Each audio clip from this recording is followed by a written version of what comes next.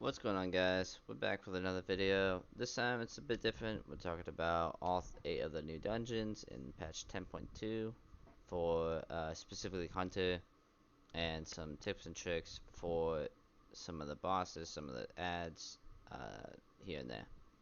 So first one, we're going to talk about Throne of the Tides. This one surprised me a lot. I really somehow enjoyed this dungeon. One of my favorites out of when I was doing them in PTR. Based on the fact that our tank kind of just pulled a big ton, and I wanted to play Beast Mastery for the first time, which is very good for mass AoE. First boss is very good for us hunters, just based on the fact that we have our range kicked on Marksman and Beast Mastery. We also have Misdirect. Uh, yeah, there's not a lot of things that will kill us in this first one, so it's very, very good for us. Second boss, can be very difficult, but I think it's really gonna be a good one for Hunter. The ads that spawn, we can just auto shot them and knock them back. And if we're playing Beastmaster, we can bob shot them. We can throw bombs at them, which I think is really gonna be good. A problem we might have, especially in this area, is just that there's a lot of kicks, and Hunter we don't have a lot. But if we have a DH or a Paladin tank, there's not even a problem. Third boss, I found to be the worst in this dungeon by far for me. I think it's just a bit boring. Not their fault. I don't know what else you could do. There's a totem that spawns. You kill a totem. You have to hide away after he reaches like 30%. I don't know, kind of, kind of an boss for me. Now, last boss was fun. It was hard though. On Tyrannical, this is gonna be super, super difficult. There's gonna be one shots galore. There's a clip of me dying instantly from a B-res just because of the slimes just exploding. It's so fun. I enjoy this boss. I think for hunter wise though, I think marksman's gonna struggle in this one unless you're a very good marksman. I think either of the other two are really good based on the fact that you have misdirect and the survivability on the other two are better. But overall, this dungeon I think is really good for all 3 specs. I don't have any problems with them. Next dungeon we're going to talk about is Everbloom. Uh, like with Throne of the Tides, I think all 3 are really going to be good for this one. I think we strive, and we're going to strive in this one very much just based on some of the pulls that we have to do. First boss is going to be very fun. I think a lot of people are going to have a blast with this first boss. Even if, like, all the rest of the dungeon will be horrible or something, they'll still have fun. Mainly based on the fact that there's a damage amp on this first boss, which I think for us hunters having 2-minute cooldowns, I think it's just kind of perfect. Uh, we get to save our cooldowns for the intermission phase, I like to call it, but it's really a damage amp phase. Uh, we are really good at dealing with these berserkers because they come out and charge the ranged people, and we get to freezing trap them when they charge. Some other classes can do that, but Hunter I think just does it best because you get to throw it down and forget about it. This second boss, man, I thought that was third boss. Second boss is quite annoying for marksmanship, I think, personally, based on the fact that if you can't stack them, then you don't ever get trick shots other than from volley, which you can keep volley up for a while. It's just gonna be more difficult. I think the other two are pretty good at it. This part's gonna be struggle bus fun to based on how many kicks you're gonna have to do and so on. It's just kind of the same as every single dungeon. Your kicks are kind of questionable. Boss is no different. I don't. Last boss I think is pretty good for us based on the fact that we have misdirect, but I think it's gonna be a hard boss for us too. So overall, not bad. Is definitely gonna be one of the harder dungeons in this set, but I think it's gonna be fun. Next, we're gonna talk about Blackbook Hold. One of my favorite, just based on the fact that it's from Legion. I have a soft spot for Legion. I think Beast Mastery. I think all three are really gonna be good, but I found Beast Mastery just be super insane in this one, based on the fact that you have big poles just around the corner everywhere. All of the bosses are basically single target only, yeah, and they're really fun. I love this dungeon. First boss, there's not very many tips and tricks other than during the intermission phase. If somehow any souls got put into the boss, you could just turtle and you will take absolutely zero damage. Another thing, you can misdirect these spiders to the tank, but that's not a huge deal. Second boss, I think marksman and survival could struggle with it based on where your tank tanks it. If the tank tanks it up here, it'll be perfect. You get to trick shot the boss, and you get to throw bombs to the boss still. If not, if they tank it out here, you do not get that cleave damage onto the boss, which is kind of suck for us hunters. Going up through the uh, boulder boss, this is gonna be an amazing thing just to watch people die on. Even me, I'm gonna die so many times on it. Now this pull, if this pull is done correctly, Beast Mastery is top in the meters. Maybe not DH, but from DH, but like Beast Mastery will beat out both of the other two specs based on this pull. Another boulder boss into third boss. Third boss, I think hunters strive pretty well on. We have turtle to get the charge, which we get another one. Uh, you know, just the range we could do. We could be over here, and so survival can after he does his little smash on the ground and we get knocked back, we can harpoon back in and get some more focus. Very good boss for us. Uh, then we get you know, another mini boss. It's called the stun mini boss. Us survival and marksman will have troubles with that. It's really fun. Yeah, no, it's not. Last boss, I think marksman's gonna have a bit of a struggle if you're not used to the movement and you're kind of just standing still the whole time. Just based on the fact that when the big dreadlord comes out, you're gonna have to move a lot. But if played correctly, all three specs are gonna be really good for this boss. I think marksman's survivability could be a problem for this boss. Then we have Dark Thicket, my personal favorite dungeon in this set. I think all three specs could be good. I found survival and marksman to be by far better on this part, based on the fact that there's not many huge pulls. There's like this slime pull, there's this other slime pull, and this other slime pull. But yeah, I think survival is going to be good for this one. I think that's what I'm going to play, especially. First boss, it's going to be hard for marksmen to do, just movement and the fact that I don't think we can take the bleed that much unless we have a evoker kind of babying us, giving us the, the spells. Second boss, we'll be really good at it.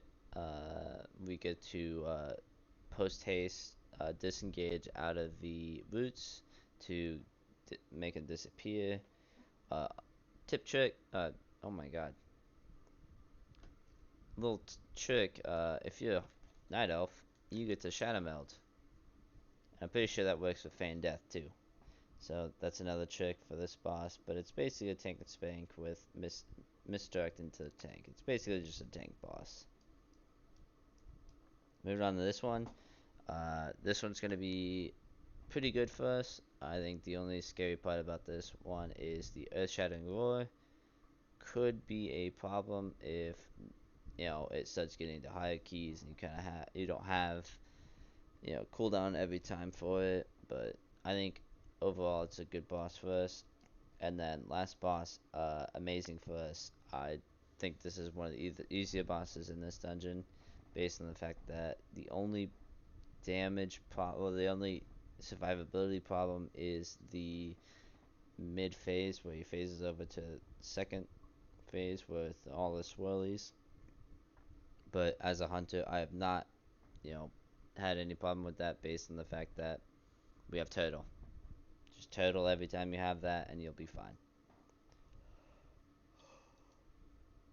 Then we have a tall desire. This one I think is my favorite overall. I think Dark Art Thicket is just my favorite in general, just because of the Legion biased. I think this one's really fun for Hunter, especially first boss.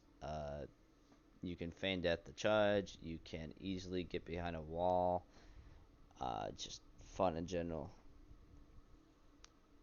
I think some of these ads can be a problem, but we get to freezing trap, stun these guys. We get to flare the little stealthies right here. We get to flare these stealthies. We get to misdirect the swords if tank's trying to do some other stuff. For ranged hunter, we get to stand on the snap spot where we don't get the charge on us. Yeah, a lot of decent things. Now, second boss, very good for us hunters. I love this boss for hunter just based on the fact that I can help with other people with totems if they're having problems. Like let's say you're on this totem, this guy's having troubles. You get to just either Beastmaster or Marksman, you're just standing here and you turn around, or you disengage and harpoon it just to go help. Now, moving on to a third boss, I think this one's really good for us. We have some trouble surviving the bleed sometimes, but if the healer is ready for it, it'll be no problem. We get to freeze and trap the little ad that comes out, so that's no worry. We can get the bleed early, so we start telling the healer, oh, heal me early so you don't die. Last boss, I think it's pretty good. We have binding shot for the little ads. We can turtle in case we need to clear some of the ads. Overall, pretty good. I think the only problem we might have is killing the ads. A lot of classes can kill them easier because of the burst. We don't really have that capability sometimes. Sometimes we do, but yeah. Next, we have Wayquest. Probably gonna be my least favorite for pugging, just based on the fact that a lot of things can go wrong if pugs aren't ready for it. Talking about it, these pulls can just end a group. Second boss can just end the group in general. Yeah, it's gonna be fun. Expect many depleted keys for this one, especially from this first boss. Tyrannical, it's gonna be scary. First one's not a big problem for us. All we have to do is just use cooldowns right off the bat to get her down to 50%. You get you know you'll get mind controlled every once in a while. Just try to use your stun so you don't stun your teammates. Uh, next part is the scary part. If you're a marksman hunter and you try to stand still at all, then you will start dying. And on higher keys, let me tell you, I could not survive as a marksman hunter. So I recommend Beastmaster to survival for this key, but if marksman is just doing that much better and you're able to play it right, you'll just be fine. Third one of this one, not a problem really. It's a healing problem. If you get the little thing, you just accelerate health pot, try to help you heal it, but that's all you can do. Going on to second boss. This one can be a little bit rough for us hunters. If we pop cooldowns, and then we get stunned, it's kind of game over for our damage. Depending on, let's say, the marksman, like that's all the damage gone for true shot. At least beast mastery and survival, you still have damage outside of it, but it still can mess up everything. Beast mastery and actually all three have very good switch burst. We get to just burst that soul thorns down pretty well, so not too bad on second boss. Third boss, I think is actually my favorite as a hunter. I really want to play this one as BM just based on the fact that it's just easy to move around. You get to bait the cone, you get to ice trap the little servants that come out of each door, you get to misdirect the little slimes, you get to exploding trap the little servants. Yeah, I like this boss a lot. I've always have and always will. Then we go down to fourth boss. I really like this for survival in particular, based on the fact that when Lady Wayquest comes down, you get to kill shot it a bunch. Where that's where when she comes down, that's where I focus. And then if Lord of Wayquest, uh, at the beginning and middle end, if you get the little green swirly on you, all you have to do is disengage and then harpoon back when you get dispelled or it drops off of you. Last but not least, uh, Gorak Tool, the last boss. I found it really good for pretty much all three specs. Uh, I found it a little bit gimmicky on marksman just based on the fact that you will not have three targets all the time on it. You'll only have two if you're playing correctly. If you're not, then you have three, which could be pretty easily, good for marksman, but can be rough at times. Next, we have Dawn of the Infinite, the first one, Galakon's Fall. This one, actually really enjoyed both of the Dawn of the Infinites, but particularly the second one. But this first one was pretty fun too. Just learning the bosses was fun. This first boss, I found really fun on Beast Mastery and Survival. I'm gonna be straight up. I'm a Beast Mastery and Survival biased. I don't like Marksman as much, but I think if I played it more, I would really enjoy it.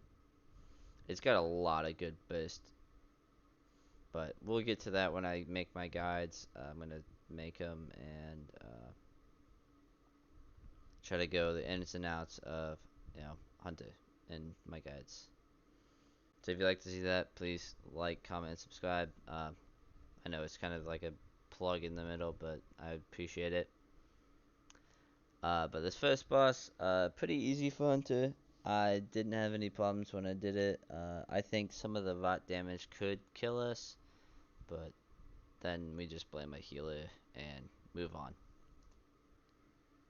Next, I like this place for Hunter just based on the fact that nothing will come at us. Misdirect is amazing. This boss on Marksman can be a little tough based on the fact that you have to sit still for aim shot. Like I said, the movement of it's just annoying when it goes into the little cone wave of sand. So then we go on to third boss. I think this one's really good for both BM and survival, based on the fact the rot damage and the cleave of the two, and you'll get kill shot on both of them is really good.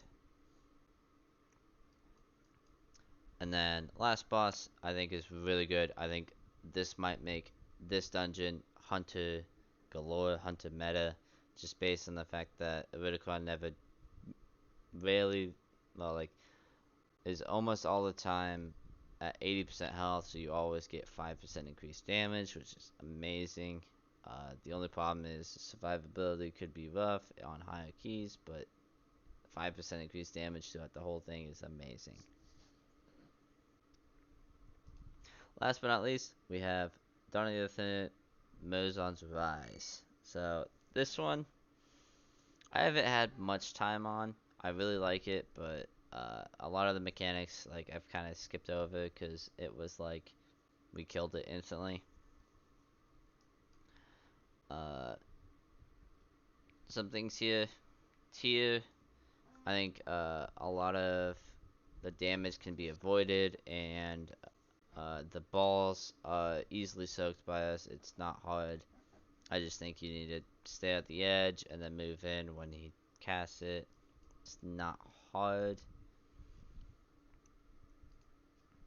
Second, this is my favorite part as a BM hunter, misdirecting all of the little ads to the tank, making it easier for him to clear the floor and clear all the three things. Next, Morchi. Again, I think it's harder for marksmen to get damage out here at times because of the heavy movement, but if you played right, like I said, pretty easily. Kind of what I've said throughout the whole other stuff. Um, Not really many tips or tricks. You get to binding shot. You could root all of them with tar trap if you have the root one. But other than that, not really much to say about this one. This one, misdirect will be a friend. You get to ice trap all of the ads, so on and so forth. Not much to say other than you get to kite easier as BM or survival. But what can I say? Last boss, amazing hunter one. I was the one that stayed in the little time capsule thing, or time ball, just so it wouldn't explode. I think it's really good for BM to do this, just based on the fact that in the phase 2, uh, it will come down to it. The other DPS steps out, and then you have to stand in it, but then you have to move. So positioning as a BM hunter is very, very good if you've done correctly, and you get to just fill the room with the sand easier. But that's it. That's all 8 dungeons for Hunter. I would, if you liked what you watched, what you see, please like and subscribe. Like I said earlier, I would appreciate it. I stream at Twitch at twitch.tv/Zelium6. I make TikTok videos. I make these YouTube videos. If you like it, please comment. What I could do better, what I could do. You know, but thank you and peace.